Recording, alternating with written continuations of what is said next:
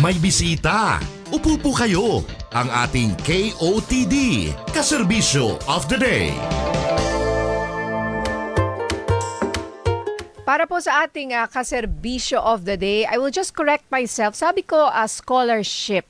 Pero may salitang scholar doon sa kanilang grupo, no? Ibang scholarship lang kasi baka inisip nyo yung tungkol sa education, no? Kakaiba pong scholar po ang pag-uusapan po namin ngayong tanghali. Ito po yung Scholars of Sustenance Philippines.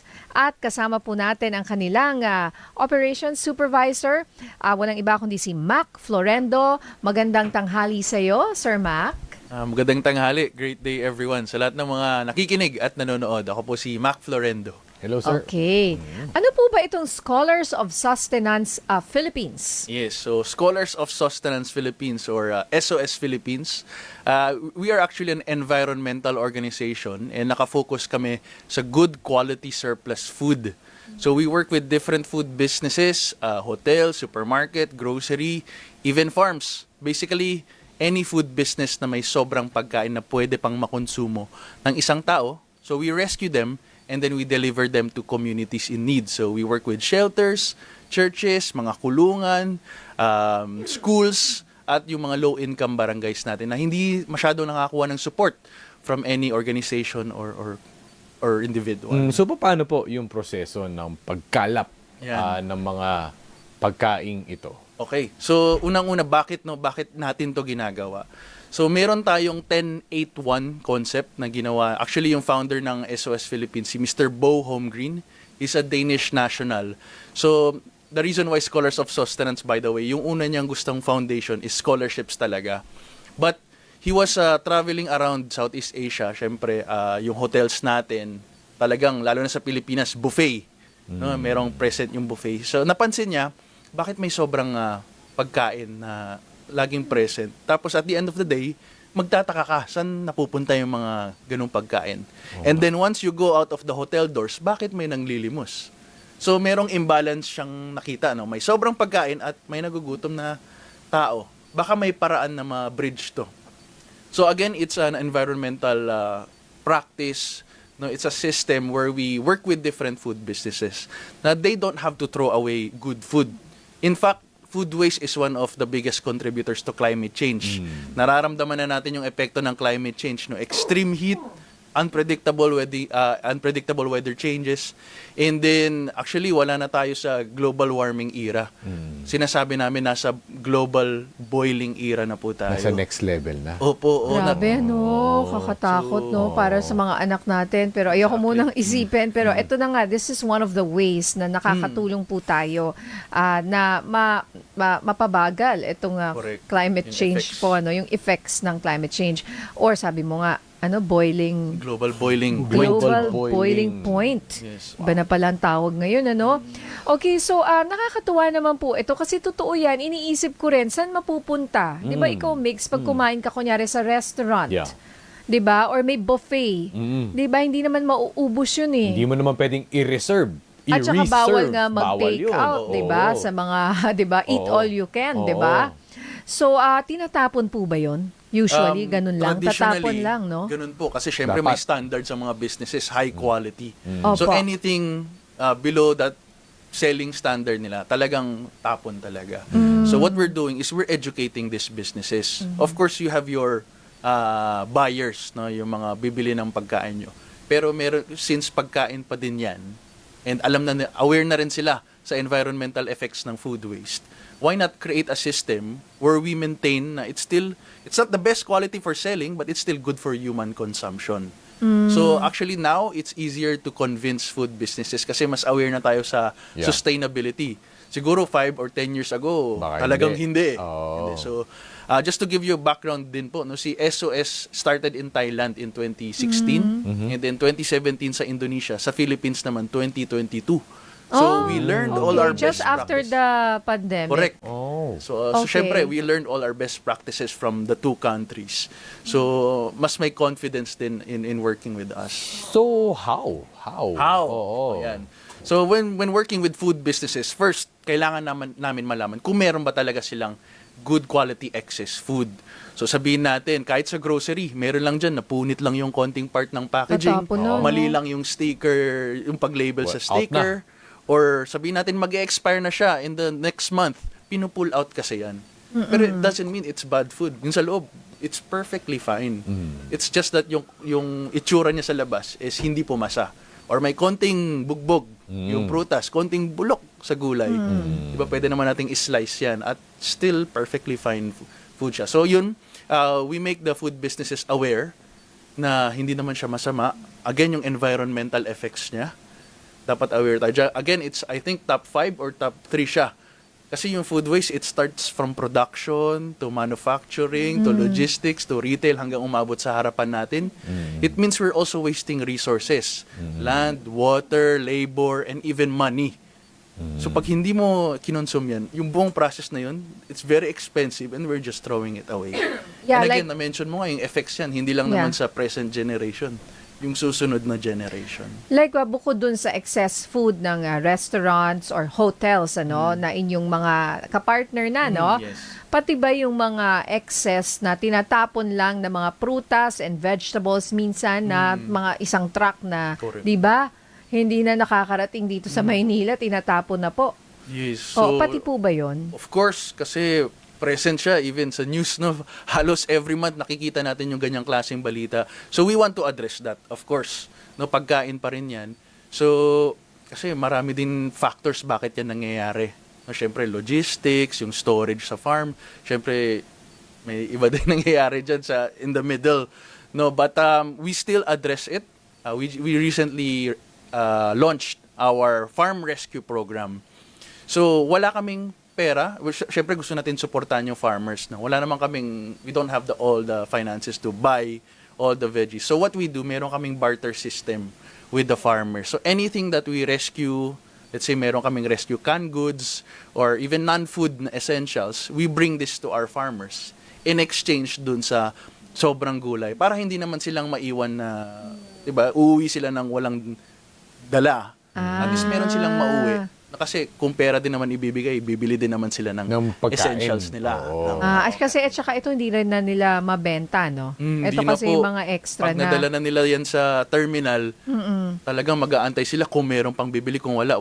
At uuwi sila ng wala ring. So yun yung reality. Grabe, no? So, yung mga pagkain na na-rescue, sino po ang nakikinabang nun? Ayan. So gusto ko lang po din ituloy yung process namin. So first, we have to educate the donor, and once they are onboarded, meron tayong MOA signing. Of course, Okay. dapat malinaw na that they are donating good food, 100% good food. Second step is kami, kasi kami yung logistics partner niyan eh. So we rescue the food, we also inspect the food.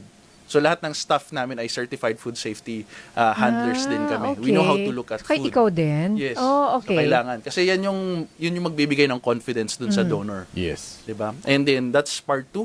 So, anything na makikita namin na hindi papasa, hindi rin namin tatanggapin. Okay. So, meron siyang filtering system. Third is the community. So, we don't just give to any random Filipino on the street. May process pa rin. So, meron kaming accreditation process for our community. Siyempre, dapat mayroon silang capacity to receive food. Sabihin natin, kasi ganito nangyayari yan. Saan nanggagaling yung food? Sino yung communities na malapit? Sino yung capable? Meron ba silang kusina, refrigerator, or microwave? At ilan ba yung kaya nilang ma-receive na food? Let's say yung communities nila is nasa 200 or 300. Or sabihin natin sa kulungan, 1,000. So, imamatch namin sa kung gano'ng karaming food yung nakolekta namin for this week.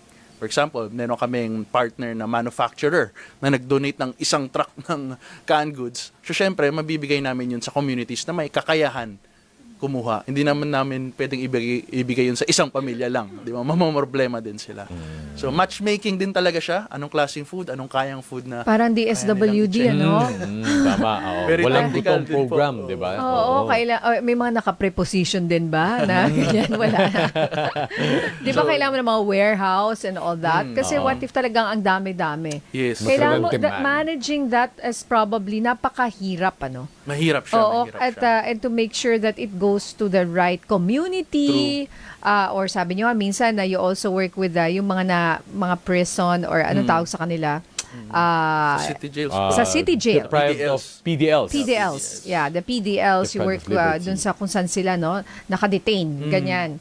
And also, ano pa, yung mga, di ba may mga bahay na nagte-take care rin sa mga mahihirap nating mga kababayan. Yes. Kasama rin ba yun? Yes, we also work with low-income barangays. Oo. Kasi hindi naman lahat ng, sabi natin Pilipino, natutulungan talaga. So we're actively looking for organizations na kailangan ng extra food. Kaya syempre, yung organization namin, we're a non-profit, NGO kami. Hindi naman namin kaya lahat. That's why it's very important to partner with different organizations, with different businesses. Kasi baka mas kilala nila sino yung nangangailangan at mas makikilala din namin kung sino yung makakapag-support sa buong process. Kasi when we talk about food, hindi lang naman piling tao ang kumakain di ba? Bata, matanda, mahirap, mayaman. Kaya we're inviting everyone to support. No, you don't have to be a food safety expert. Hindi mo naman kailangan maging chef or farmer to be part of this program kasi lahat naman tayo kumakain. Kumbaga, Mac businesses lang ba ang target ninyo? What about households na may mga excess? Yeah, actually we also partner with mga real estates, even mga subdivision kasi syempre may mga associations din sila. So anything na may sobra sa shelves nila kasi minsan siguro yung ibang Pilipino hindi gumagawa ng grocery list shopping, no? So kung ano lang yung makita nila or ano lang yung makita ng anak nila na bilhin tapos at the end of the week hindi pala na-consume. Oo. So we're also educating households na, let's say sabihin natin magbabakasyon ka bago mag-Holy Week. So empty out your shelves, your fridge na feeling mo hindi mo naman siya i-consume, might as well donate it. And you don't have to bring it to us kasi food rescue is actually a lifestyle. It's a concept I mean, familiar naman tayo sa pagsasharon ng pagkain or takeout. But you can always share. Sharon, yung Balutin mo ako. balutin mo ako. Oo, laging ganun, nasa. Pag Christmas. Yun na yun I love it. Good Oo. reference. Oo. But yeah, you can be a food rescuer on your own kasi 'di ba bago ka magbakasyon, empty out your shelves, ibigay mo sa kapitbahay or sa security guard or sa simbahan na Yes, malapit in sa'yo. your own way. In your own little Totoo yun. way. Legit diba? yun. Kasi iba nabubulok na lang. Yes. Tsaka ngayon, mag-Holy Week, maraming aalis sa kanilang mga bahay. Ibigay nyo na lang po, kaysa Share pagbalik nyo. Sigurado iba dyan yung ref nila, di ba? Walang Oo nga. kakain doon sa mga Oo nga, pagkain correct. doon. Yeah. Oo. Yung mga gulay na tambakan na, wala na. Oo. Tatapon din. Sayang po, so sa tao lang po ba, sorry kasi yung iba rin may mga animal, di ba, gusto rin nilang pakainin po yung mga anong tawag dyan? Mga alaga nila or mga aspin or puspin or yung mga, di ba? Yeah, actually we Palakad-lakad just lang launched dyan. din. We just Opo. actually just launched yung ating pet food rescue naman. Ayun, Kasi again, yung meron din. unang goal natin is talagang walang sayang. Even non-food nga, kinokolekta na rin namin from groceries. No? Kasi may mga items nga ang tinatapon dyan. So we rescue even pet food and then we've been partnering with shelters din.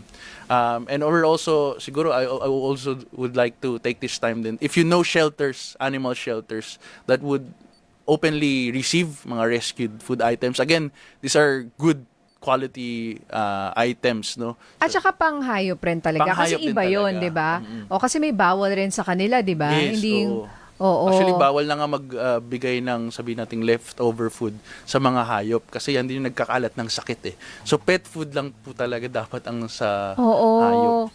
Wait lang, pero yung pet food nyo, hindi yun yung excess sa mga hotels and all No. that. So, It's really pet talagang food pet na- food Food talaga. talaga. From Oo. groceries naman. Oo. So, from pet Yes. stores Branded talaga. na mga Branded Oo. po talaga. Maraming mga grupo talaga na meron silang mga shelters. Like recently, Meralco, di ba? We had a... Yung Katropa. Katropa. Oo. So, in Meralco, meron daw silang ilan ba? 70 cats? Oo, sa compound. Sa loob ng... Rescued cats din. Rescued. Oo, So, rescued. tsaka doon na sila, residents na sila ng Meralco compound. Nice. Oo. So, good opportunity din no, to connect with organizations like them. Oo, nakakatuwa. Ngayon, for those who want to volunteer sa inyong grupo, papaano nila ito gagawin? At saka yung iba naman na kung hindi volunteer, yung iba gusto naman nilang maging recipient. Yes, of course. Siyempre, nasa internet tayo. So, Scholars of Sustenance Philippines sa Facebook, Instagram, nasa TikTok din kami and YouTube. No, so, reach out to us. We're inviting, siyempre, food businesses, even non-food businesses. Of course, we also work with them. Kasi, again, lahat naman pwedeng tumulong dito. Kasi mga corporations, meron din silang mga CSR activities. If you want to volunteers, even mga kanya-kanyang organizations. Actually, meron nag-bachelor's party with us or nag-birthday. So what we do is yung mga rescued food items, we cook them, we prepare them, we Okay. pack them, and then we give it to communities in need. So Galing. just to make your celebration more meaningful. Oo, baka may Hindi lang nag-birthday, bachelor's may party. nag-bachelor's party. Why not? Galing, Para oo naman nga. ma-feel rin naman niya yung kasiyahan at makakain sila Makashare. ng masarap rin na pagkain. Ano? Napakaganda po actually ng inyong advocacy and good luck po sa inyo. Mabuhay po kayo. Ilang communities na po ang inyong tinutulungan? Kasama ba dito ang Visayas at Mindanao? Yes, actually focus kami ngayon sa Greater Manila area, but we have occasional rescues sa Visayas and Mindanao. Of course, no. So yun yung ating food rescue program. Again, araw-araw po may natatapon na pagkain at araw-araw po may nagugutom na Pilipino. So sa SOS, araw-araw din po kami nagtatrabaho. So Monday to Sunday. Kaya we're really inviting everybody to volunteer, to help out, to donate, to support in ways that you can. Marami tayong magagawa, no, with just one rescue. Okay, maraming salamat sa inyo, Mac Florendo, ang Operations Supervisor ng Scholars of Sustenance Philippines or SOS Philippines. Good luck po sa inyo, lalo na ngayong Holy Week. Busy pa rin kayo kahit Holy Week, ano? Opo. Okay. But syempre, kailangan din magpahinga yung ibang Opo. team namin. Ayan. Balance lang. Balance lang. Maraming Harmony. salamat.